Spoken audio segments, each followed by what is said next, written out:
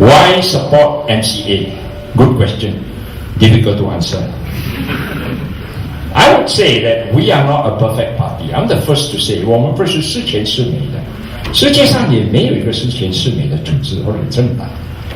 But I would dare to say we are a better choice than the others. Why do I say so? Why do I say so? Because we have chance to evaluate Pakatan riot in the last 2.5 years. Thank God they won. You tell the newspaper, say thank God. Say Chua say thank God they won in some of the states. Please write it down. You are all not writing because you enjoy my talking only. No, we say that thank God they won. Because during these 2.5 years, we have a chance to look at their performance. Agree? Yes. They promised that there will be a wind of change. We will transform the government. We will make the government more transparent, more democratic. There's a free flow of information.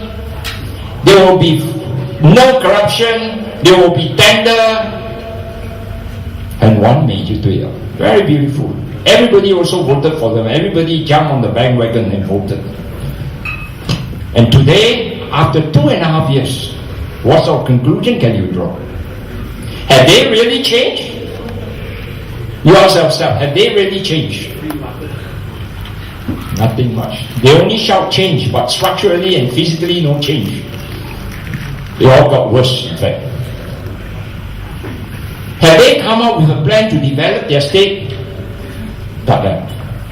We have our economic transformation program. Whether you like it or not, there is a program. Whether you succeed or not is up to the riot and the government, but at least there is a plan. When there is a plan, there is a hope. You don't even have a plan. Every day say we have a plan, we have a plan. 2.5 years we are waiting for the plan. They are all planning. So we should be planning to change them. No plan. The only plan they have is to attack the previous state government. If you look at all their leaders, have they ever come on the stage and say, I want to do this, do that? No. And whatever they say that the previous government has not done well, they have not done better either. Why do I say so? Selangor is a good example. You talk about the easiest. Revenue from sand. I say it's the easiest because I served in the government of Johor from 86 to 2004. Today, if you give me all the sand in Selangor, I will say bye-bye to you. I'm not interested in politics already. It's the easiest. You don't need think tank to run a sand mine. Count the number of lorries going in and out only. Make sure that there is no pakat. Pakatan Raya can, but no pakat between the lorry driver and somehow the people. Last time, they promised in the election manifesto that if we win, they will collect 150 million a year. I mean, people believe it. I don't blame the riot. 2008 they won. 2009, 2008 they won. The whole of 2008, 2009, and now coming to 2010. Every year they have not achieved more than 10 million. They promised 150 million. In fact, what they have derived from sand is less than during K. Toyo's time. I'm not praising K. Toyo, but at least he did more and better than them. Then just now I talk about the scholarship. But then you tell yourself, if everything is by tender, everything is above board, how is it that they are supporting letter flying around and they get projects until the poor fellow got sacked? That means with his supporting letter, he has been getting project. Agree? Yes. Otherwise, there is no reason why he should be sacked. Of course, he has been punished also this election. Yesterday, mati. That means that message is to tell us that it's true that there is something is wrong somewhere. And we hate to say what it is because we don't have the evidence. Cyber cafe fronting as a gambling center. In Klang Valley, if you have Klang people here, you go and ask them. In the last 2.5 years, there's mushroom. Then you talk about water rates. They say that when we win, water rate will be the same. Recently, Penang also went up. Kedah also went up by 20% over, 27 if I'm not mistaken. Then they say Bumi lot, only Barisan National Government reserve Bumi. We come to power, no such thing on. But in Kedah, they increased the Bumi reserve to 50% and in some areas 70%. And what is all this? So where is the change? The change comes from slogan only, not in action, I would say. So thank God, these 2.5 years have opened the eyes of the people. And as long as our Prime Minister do the right thing and say the right thing and do the right thing, we are confident that we will continue to support him and Rakyat will continue to support him. Because people can make the comparison between one is talking and shouting slogan and the other one who is doing.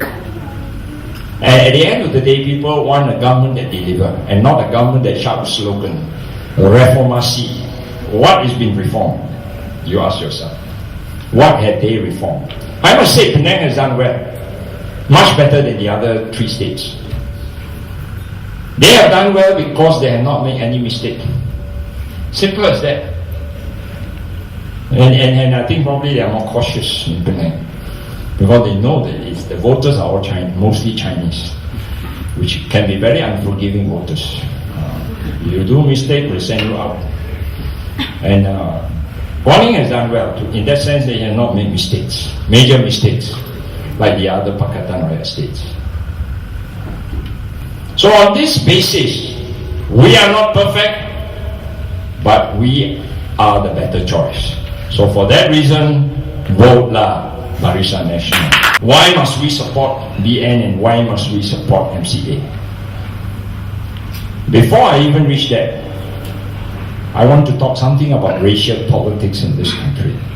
Often people say, why must MCA be talking about everything Chinese? True, that's a fair question. Of course, in the recent after the party election, we have been more focused on issue. We become issue-centric rather than ethno-centric. That is not race-based.